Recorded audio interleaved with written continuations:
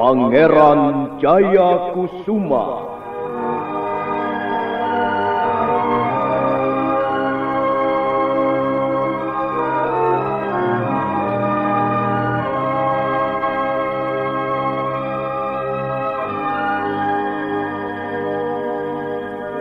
Sebuah serial drama radio yang dipersembahkan oleh Teater Sanggar Cerita dan Sanggar Prativi bekerja sama dengan PT Bayer Indonesia.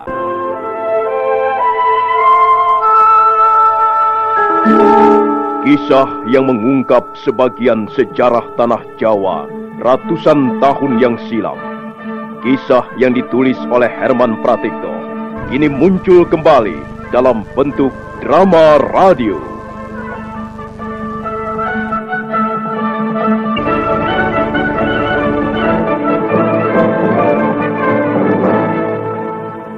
Naskah disusun dan diolah oleh S. Tijab, teknik dan montase Rudi Tinangon dan M. Pranoto, sutradara E.W.S. Yuwono. Hei, mengapa kau hanya diam dan memandangku seperti itu? Apa maksudmu dengan ini semua? Kau ini sebenarnya siapa? Akulah Macan Kuping. Apa? Kau Macan Kuping? Kau bohong. Kau jangan mengaku aku. Kau pasti bohong. Macan Kuping tidak seperti kau. Apa kau pernah bertemu langsung dengannya? Tidak. Tapi maksudku, kau tidak menakutkan seperti penjahat besar itu. Kau pasti bukan Macan Kuping. Mungkin kau seorang penipu. Terserah. Kau mau percaya atau tidak. Itu bukan urusanku. Aku sengaja membawamu ke tempat yang sepi ini untuk menghukummu. Menghukumku? Ya. Apa salahku? Dan lagi apa hakmu menghukum aku? Kau mengatakan orang-orang desa ini bodoh. Tapi ternyata kau lebih bodoh dibanding mereka. Dan kebodohanmu itu harus kau bayar mahal sekali. Kau benar-benar Macan Kuping. Kau harus berbangga hati. Karena kau akan mati di tangan Macan Kuping sendiri. Macan Kuping telah menghunus pedangnya yang besar dan panjang. Mata pedang itu berkilat-kilat terkena cahaya bulan yang mulai muncul di balik cakrawala. Siapa namamu? Anak desa yang malang. Nama saya Sentrolot, Tuan. Sungguh malang nasibmu. Hal ini disebabkan kebodohanmu semata-mata. Mengapa kau berani berlaku sebodoh itu? Mengapa kau berani ke sana kemari menempel selebaran-selebaran seperti ini?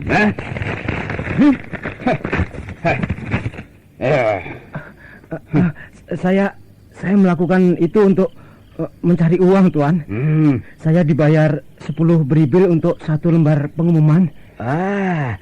Dan untuk itu kau harus mengembalikannya dengan bayaran yang jauh lebih mahal. Kau harus membayar dengan nyawamu, tahu? Jangan, Tuan. Saya jangan dibunuh, Tuan. Jangan, Tuan. Itulah maka kau kukatakan bodoh. Iya. Saya memang bodoh sekali, Tuan. Mengapa saya jadi orang sebodoh ini? Mengapa saya berani membual di rumah minum? Mengapa saya berani menempelkan selebaran sayembara ini di mana-mana? Mengapa? Cukup. Diam. Rupanya kau belum kenal dengan baik siapa Macan Kuping, ya? Kau tahu mengapa dia dipanggil dengan Macan Kuping? Dengar. Iya, Tuan, iya. Dia memang seekor macan. Dia buas seperti harimau kelaparan. Dia haus darah. Karena itu, dia akan selalu membunuh orang yang berani membuatnya kesal.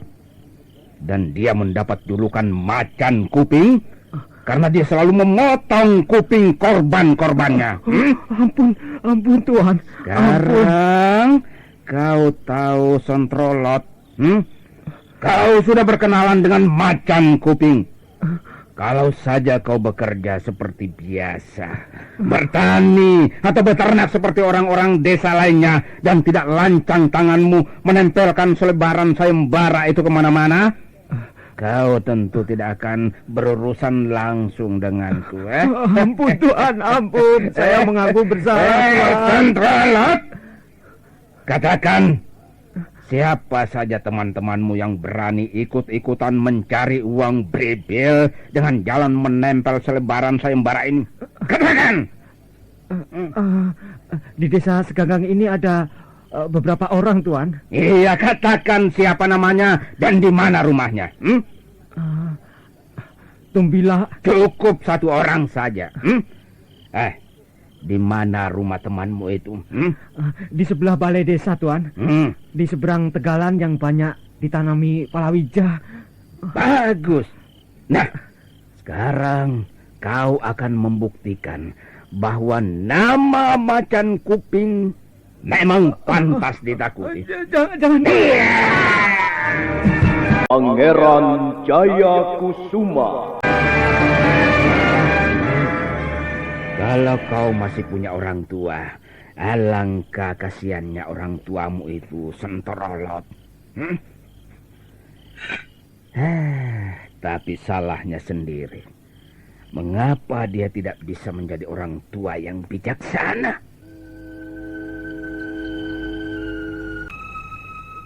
Pada pagi harinya, desa Seganggang geger. Seorang gembala kambing menemukan mayat Sentrolot terbujur di balik semak belukar. Lehernya hampir terpotong dan kedua belah telinganya hilang.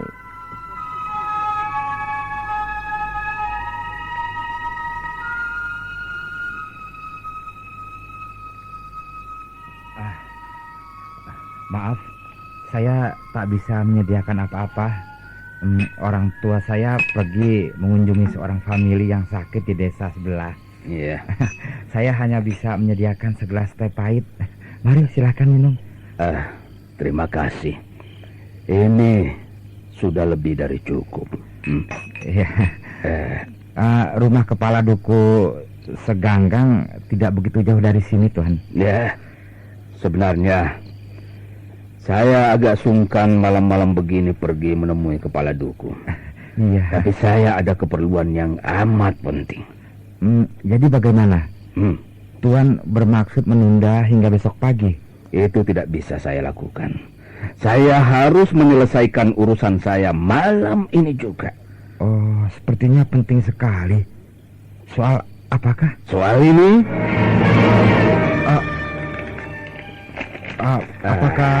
Apakah? Ya. Saya hanya ingin menanyakan tentang selebaran pengumuman sayembara ini. Kedengarannya cukup menarik. Maksud Tuan hadiahnya cukup besar begitu? Ya, memang Tuan. 400 ringgit bukan jumlah yang sedikit. Tapi untuk memenangkan sayembara itu pun bukan pekerjaan yang mudah. Semua orang tahu siapa macan kuping. Apa benar begitu? Kau pernah melihatnya sendiri? Belum, Tuan. Saya belum pernah melihatnya. Saya hanya mendengar saja dari orang-orang. Tapi mengapa Tuan begitu menaruh perhatian pada soal ini? Apa Tuan bermaksud ikut sayembara? Tidak. Ya, kalau Tuan bermaksud ikut, maaf, saya tidak bisa membantu Tuan. Jangan khawatir. Saya tidak akan minta bantuanmu. Saya hanya ingin menemui kepala dukuh untuk bertanya. Siapa yang telah berani menempelkan selebaran ini di pohon-pohon hampir di seluruh desa? Maksud Tuan, kalau seandainya Tuan telah tahu siapa yang telah menempelkan selebaran itu, apa yang Tuan akan lakukan? Saya hanya sangat menyayangkan keberanian dan kelancangan orang-orang itu. Apa mereka ingin mengalami nasib seperti Sentrolot? Siapakah Tuan ini sebenarnya? Coba kau tebak sendiri. Siapa aku ini? Tuan datang mengetuk pintu dan menanyakan rumah kepala dukuh. Ya. Tuan mengaku datang dari desa yang jauh. Tapi sekarang aku tidak percaya. Kau mencurigaiku. Iya Tuan. Tuan memiliki ciri-ciri seperti yang terdapat dalam selebaran pengumuman itu. Jadi kau pikir aku ini siapa? Jadi Tuan yang bernama Macan Kuping. Tumbila. Iya. Kau akan bernasib malang seperti Sentrolot temanmu itu. Jangan Tuan. Saya hanya ikut-ikutan Tuan, jangan. Kau pasti minta agar aku mengampuni kesalahanmu. Tapi aku tak akan bisa mengabulkannya. Jangan Tuan, jangan bunuh saya Tuan. Jangan Tuan. Aku terpaksa membunuhmu, Tumbila. Iya.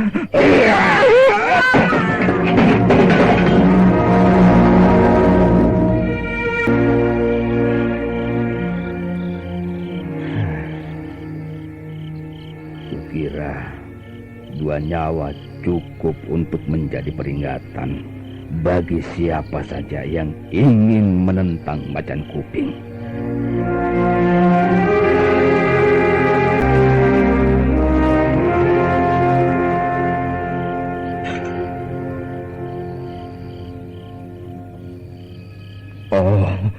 Ini benar-benar perbuatan terkutuk.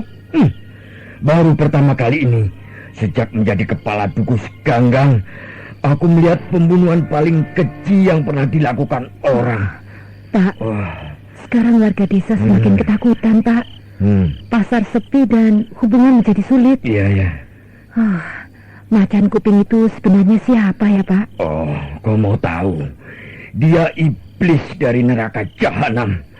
Atau barangkali ada sebutan yang lebih kejam lagi, lebih bengis dan menyeramkan lagi. Kalau saja kau melihat sendiri mayat Tumbila dan Sentrolot. Ya, aku hanya mendengar saja dari cerita orang-orang, Pak. Benar-benar orang itu doyan makan kuping manusia. Mengerikan sekali. Dia bunuh orangnya dan dia potong kupingnya. Dan yang lebih mengerikan, dia menggunakan darah korban untuk membuat tulisan. Aduh. Pada dinding rumah Tumbila, dia menuliskan 1 baris kalimat dengan jari-jari tangannya yang berlumuran darah. Hadiah 400 ringgit sungguh enak, tapi kuping manusia jauh lebih enak. Sudahlah, sudah Pak. Aku tak mau mendengarnya. Aku benar-benar terpukul oleh peristiwa ini. Kemana mukaku ini akan disembunyikan? Kukira aku bukan kepala dukuh yang baik, karena aku tidak bisa melindungi warga desa dari ancaman Macan Kuping. Apalagi ini? Apalagi? Suara kentongan itu kedengarannya agak jauh dari sini. Celaka Pak Kepala Dukuh. Apa? Ada kejadian apa lagi? Berilah keterangan yang jelas. Ada perampokan besar-besaran, Bu. Rumah siapa? Rumah Juragan Kartowongso. Kabarnya perampoknya cukup banyak, Pak. Ditaksir tidak kurang dari 20 orang. Rumah Juragan Kartowongso dibakar dan ada 5 orang anggota keluarganya dibunuh. Pasti perbuatan Macan Kuping lagi. Aku pergi dulu. Hati-hati, Pak. Bagaimana? Apakah banyak korban, Pak? Aku hanya melihat rumah yang terbakar dan 5 mayat terbujur sudah setengah menjadi arang. Sungguh biadab. Lalu bagaimana dengan Juragan Kartowongso sendiri, Pak? Dia terbunuh bersama istrinya dan seorang pelayan. Agaknya mereka berusaha memberikan perlawanan. Sedang 2 anaknya yang masih kecil mungkin terjebak api hingga tak bisa keluar. Kasihan sekali nasib mereka. Bedebah si Macan Kuping. Setan alas. Sudahlah, Pak, sudah. Kau tak bisa marah-marah seperti itu. Lebih baik kau memikirkan cara untuk mengatasinya, Pak. Aku sudah berusaha. Kau tahu, Sudah 2 kali aku berkirim surat ke perwakilan pemerintah Majapahit terdekat. Tapi sampai sekarang belum ada jawaban yang tegas. Ya, tapi belum tentu mereka tidak memperhatikan suratmu itu, Pak. Barangkali mereka sekarang sedang disibukkan oleh persoalan-persoalan lain yang lebih penting. Jadi persoalan kita ini tidak mereka anggap penting. Apakah Seganggang bukan wilayah Majapahit? Mestinya tidak sulit mengirim 20 atau 30 prajurit untuk mengamankan daerah sekitar ini. Barangkali bantuan itu belum datang, Pak. Kita bersabar saja untuk sementara waktu. Sampai kapan? Sampai rumah-rumah desa ini habis menjadi lautan api? Hah? Kalau begini caranya, pemerintah Majapahit bisa kurang mendapat kepercayaan dari rakyat. Jangan berkata begitu, Pak. Kau seorang kepala duku. Kau harus bisa mengatasi persoalan ini dengan bijaksana. Jangan terlalu cepat mengambil kesimpulan. Jangan menyalahkan siapa-siapa, Pak. Belum tentu pemerintah Majapahit tidak memperhatikan suratmu itu. Sudahlah, lebih baik kita tunggu saja dalam beberapa hari ini. Ya, kau benar. Memang hanya itu yang bisa kita lakukan saat ini. Menunggu dan menunggu.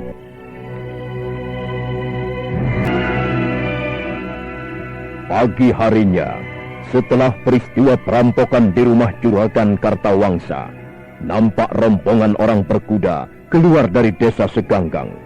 Mereka ada 20 orang. Mereka terus memacu kudanya ke arah selatan, menuju sebuah lembah yang diberi nama Lembah Naga. Setelah setengah hari berkuda, mereka pun sampai di tempat yang dituju. Kalian semua, tunggu di sini. Biar aku saja yang masuk ke Lembah Naga. Kalian berjaga-jaga.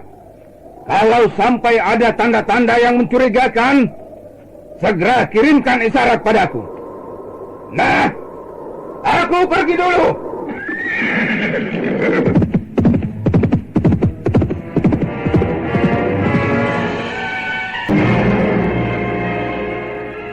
Pangeran Jayakusuma. Silahkan minum, Adi Macan Kuping. Kau istirahat dulu sejenak. Baru nanti kita pergi menghadap guru. Sudah hampir 2 bulan aku tidak minum arak di Lembah Naga yang sejuk ini. Tentunya akan terasa nikmat sekali. Kau tentunya membawa hasil rampokan yang cukup banyak. Ya, lumayan, Kakang. Apakah ada kesulitan menghadapi orang-orang desa itu?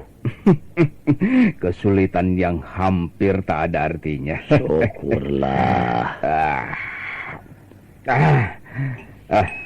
Bagaimana keadaan Kakang di sini? Makin gersang saja di Macan Kuping.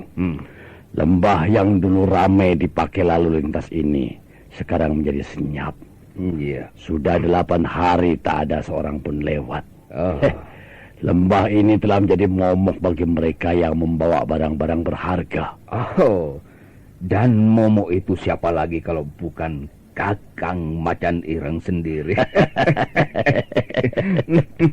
Aku kan hanya menjalankan tugas dari guru. Tapi lama-lama membosankan juga. Kita harus bersabar, Kakang. Kita melakukan ini semua dengan rencana yang matang. Ya, untuk sementara kita terpaksa taat pada apa yang diperintahkan Guru Naga. Sebenarnya, kalau hanya menuruti perasaan saja, ya, aku sudah tinggalkan lembah ini. Untuk apa kita kerja keras, merampok, mengumpulkan harta sebanyak mungkin, tapi kita tak menikmati hasilnya. Guru Naga ingin membangun perguruan yang besar. Untuk itu, dia membutuhkan biaya yang cukup banyak. Dengan uang itu, mestinya kita bisa hidup senang 7 turunan. Iya. Kita bisa kembali ke masa jaya kita yang dulu lagi. Sebagai pimpinan perampok yang terkenal dengan sebutan Macan Gunung. Iya. Iya. Tak ada perlunya mengenang masa lalu, kan? Guru Naga sudah mengalahkan kita, menelanjangi kita dengan kemampuan ilmunya yang tinggi. Kita sudah takluk. Sudah bertekuk lutut di depannya. Sekarang tak ada pilihan lain kecuali bersabar. Ya, memang kita hanya bisa bersabar. Sambil menunggu kesempatan, Kakang. Sambil menunggu kesempatan. Maka setelah merasa cukup beristirahat, Macan Kuping dan kakak kandungnya yang bernama Macan Ireng mengambil kuda. Sebentar kemudian nampak mereka berdua sudah berkuda menuju ke puncak naga.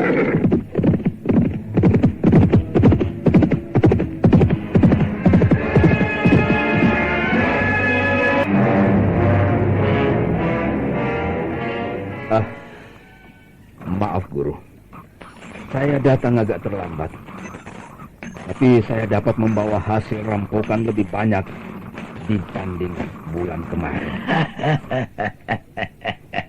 Bagus, bagus.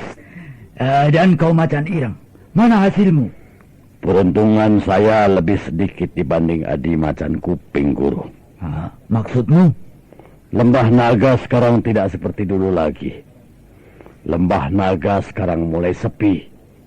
Tapi ada juga yang memberanikan diri untuk lewat. 10 hari yang lalu ada rombongan pedagang palawija berhasil kami sergap. Tapi itulah, apa yang kami peroleh tidak sebanyak Adi Macan Kuping. Kau tidak usah berkecil hati. Kau memang kutugaskan menjadi momok di Lembah Naga. Tujuan mengumpulkan harta benda adalah nomor 2 bagimu. Yang lebih penting, jalur hubungan antara desa-desa di seberang sana bisa diputuskan dengan perwakilan-perwakilan pemerintah Majapahit. Dengan begitu, Macan Kuping bisa lebih leluasa merampok. Terima kasih, Guru. Saya sudah cemas, takut kalau Guru akan kecewa. Tidak. Kalian berdua tidak mengecewakan aku. Kalian telah bekerja dengan cukup baik. Nah, sekarang aku mau mendengar laporan kalian tentang tugas kalian yang lain. Apa kau sudah dapat menemukan jejak musuh besarku itu? Puncak Naga adalah tempat bersemayam Empu Naga, pimpinan tertinggi perguruan Naga Pertala. Macan Kuping dan Macan Ireng adalah 2 orang murid berbakat yang paling dekat dengan gurunya. Hari itu, mereka menghadap gurunya untuk menyerahkan hasil rampokan. Empu Naga manggut-manggut, kemudian tersenyum sambil memilin kumisnya yang tipis, yang sudah hampir semua memutih. Kalian tidak mengecewakan aku. Kalian adalah murid-murid kesayanganku. Selama ini kalian bekerja dengan cukup memuaskan. Terima kasih, Guru. Terima kasih, Guru. Nah, kalian tahu untuk apa aku mengumpulkan harta sebanyak-banyaknya? Guru pernah menceritakan soal itu pada kami. Iya, dan aku akan mengatakannya sekali lagi. Aku pernah mempunyai nama besar di Majapahit. Aku pernah punya perguruan besar. Perguruan Naga Pertala yang sangat disegani. Muridku banyak. Dan aku menjadi seorang guru yang dihormati, baik oleh kawan maupun lawan. Siapa yang tidak kenal Empu Naga? Siapa yang tidak gentar menghadapi ilmu cakra manggilingan yang dahsyat? Kalian berdua pernah membuktikannya sendiri, bukan? Iya, Guru. Kami berdua telah membuktikannya.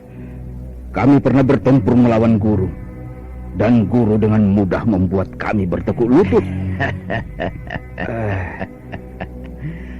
Waktu itu aku tertawa dalam hati.